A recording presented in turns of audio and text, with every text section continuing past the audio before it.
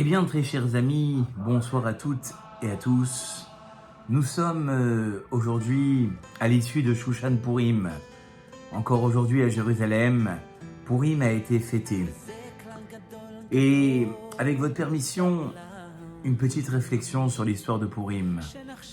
Vous la connaissez tous, mais la pensée qui vient derrière cette histoire, c'est que finalement, Vena Forhu la Yehudim, tout s'est transformé pour les Juifs. Et cette histoire, finalement, eh bien, elle peut être pour nous une consolation. De se dire que finalement, quand dans notre vie, on a l'impression d'être rentré dans un engrenage où on n'en sortira pas, on ne doit jamais perdre l'espoir. Vena Forhu la Yehudim. Tout peut se transformer. Si seulement on garde cette espérance, des choses inimaginables peuvent se passer. Et à ce sujet, très chers amis, il m'a été rapporté l'histoire il y a de ça quelques jours, à propos d'un rave qui, dans la ville de Brooklyn, pour les besoins de l'histoire, nous l'appellerons David. Ce David, très chers amis, avait décidé de prendre en main la jeunesse de Brooklyn. Il avait choisi pour cette décision une synagogue, on pourrait dire ainsi, désaffectée.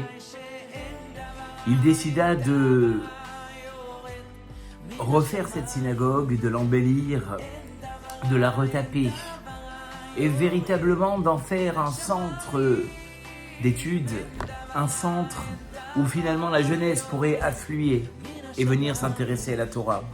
Il fixa même un jour d'inauguration. Et le jour de cette inauguration, quand tout était prêt, tout avait été repeint, il rentre dans la synagogue et ses yeux deviennent noirs quand il voit que, à côté du Héral, un pan de mur entier, suite à l'humidité, s'était effrité et la peinture n'avait pas tenu. C'est le jour de l'inauguration, il faut qu'il trouve une solution très rapidement. Et il se rend au magasin de culte juif juste à côté pour essayer de trouver une solution. On lui propose une grande tenture d'occasion qui traînait ici depuis longtemps et qui était exactement comme l'endroit de la moisissure. Il l'étend sur le mur et il se prépare ainsi à l'inauguration très rapide. Quelques heures plus tard, on frappe à la porte de la synagogue et une dame toute mouillée de la pluie qui tombait à l'extérieur demande à pouvoir rentrer quelques minutes parce qu'elle habite loin.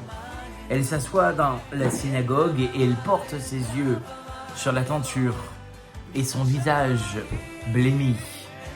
Le rav s'inquiète pour elle, il lui dit « Madame, que se passe-t-il » Elle lui dit « Bizarrement, cette tenture me rappelle les tentures que je faisais dans ma jeunesse, à l'époque de la Shoah en Allemagne. Et malheureusement, avec mon mari, nous vendions ces tentures.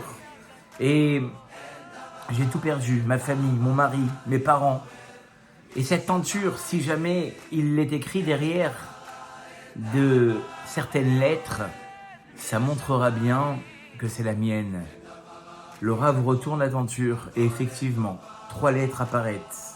Le chet, le noun et le he. Et quand cette dame voit ces lettres, elle s'évanouit. Le rav est inquiet. Il essaye de le ramener à elle-même et elle lui dit effectivement, cette tenture fait partie des dernières tentures que j'ai fait avant de perdre ma famille, mon mari, mes parents, ses parents. Je vous demande une seule chose, de garder cette tenture, même si jamais vous venez à faire certaines modifications. N'abandonnez pas cette tenture, gardez-la à la mémoire de mon mari que j'ai perdu. Et voilà comment l'inauguration de cette synagogue se passe. Et comme toute inauguration, beaucoup de monde est venu à cette inauguration. Et au beau milieu de l'inauguration, des cris sont poussés. Et on nous fait savoir qu'une vieille personne, un vieux monsieur, vient de s'évanouir juste à côté de la tenture. On essaye de le ramener à lui-même et il explique, très chers amis, que cette tenture lui déchire le cœur parce qu'il vient de se rendre compte en la retournant quel est le seul souvenir de son épouse qui a disparu au moment de la Shoah et qu'il a perdu et qui pour lui était décédé, et les larmes coulant le long de son visage, il demanda si cette tenture, avait été amenée par quelqu'un. Qui l'avait amenée? Et là, le Rav, comme vous l'avez peut-être vous aussi compris, venait de comprendre qu'il venait de se passer quelque chose d'extraordinaire. Il prit de suite contact avec cette dame. Et ni plus ni moins, très chers amis, cette tenture, comme vous l'aurez compris, avait fait retrouver un couple qui, depuis une 60aine d'années, avait chacun juré sur l'autre qu'il était mort, qu'il avait disparu. Eh bien, cette anecdote, très chers amis, ajoutée à celle de notre Megillah, nous montre que nous devons vivre dans cette physionomie, dans cet état d'esprit, de se dire que finalement, rien n'est acté, rien n'est décidé, rien n'est fatal. Il suffit finalement de garder espoir, même quand tout nous laisse croire au désespoir. La Yehudim Aïta Ora Vesimcha Vena Forou la Yehudim. Pour les Juifs, il y avait de la lumière et de la joie. Tout se transforma. Gardons en tête cet espoir que rien n'est fatal et que finalement tout peut se transformer. À très bientôt pour un nouveau